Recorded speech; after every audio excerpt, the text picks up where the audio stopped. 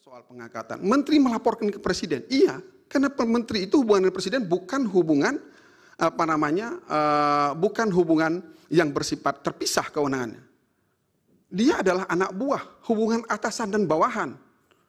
Kalau menteri misalnya punya kewenangan, terus melakukan evaluasi, presiden tidak bisa mengintervensi, berbahaya negeri ini.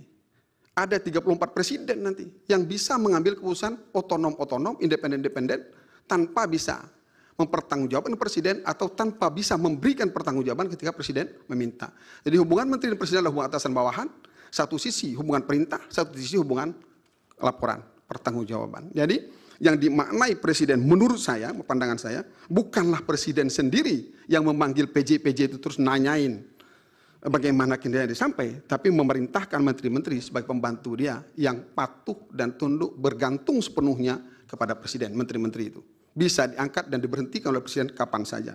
Jadi menteri mestilah patuh kepada presiden, menjalankan semua arahan instruksi presiden itu. Majelis, maksud pertanyaan saya sebenarnya tidak di situ ya. Konteks presiden sebagai politikan, misalnya begini Pak. Kalau betul presiden menjalankan fungsi ada menterinya, ngapain dia pergi kampanye kemana-mana?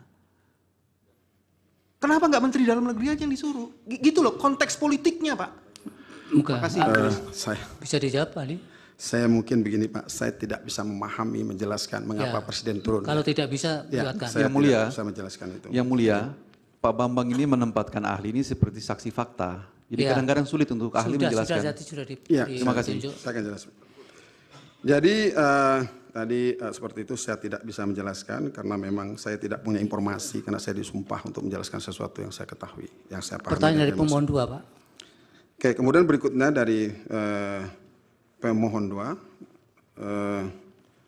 Ada pertanyaan kami yang nomor 3 belum dijawab Majelis. Yang mana Pak? Nomor 3. Yang mana Pak Bambang? Tadi saya menyebut ada putusan MK. Dan mengutip hasil putusan MK. Daya saya membandingkan itu dengan tata cara pembuatan undang-undang. Perlu saya ulang? Oke, saya dapat menanggapi.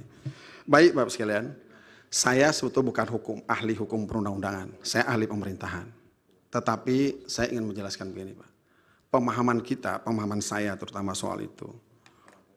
Dalam Undang-Undang 12, peraturan menteri itu memang tidak masuk dalam hierarki. Tapi dia diakui sebagai peraturan perundang-undangan sepanjang 2 hal. Diperintahkan oleh peraturan perundang-undangan atau dalam menjalankan tugas dan kewenangannya.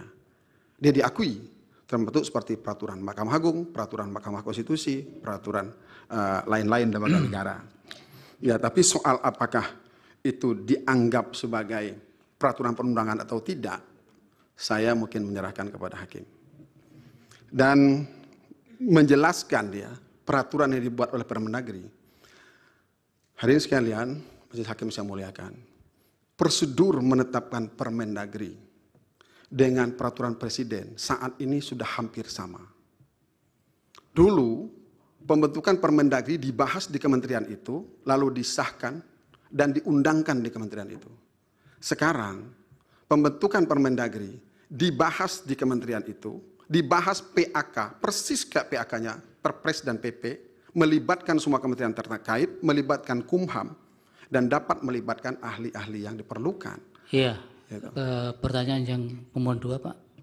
Waktunya sudah habis. Baik. Pak.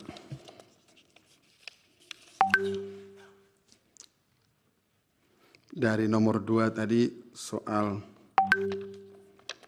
catatannya. Oke, maaf terlewat Pak.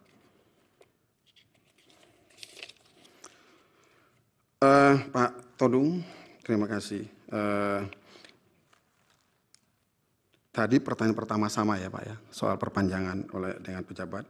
Banyak yang tidak netral dan tadi dikatakan bahwa apakah ada mungkin jadi perpanjangan juga.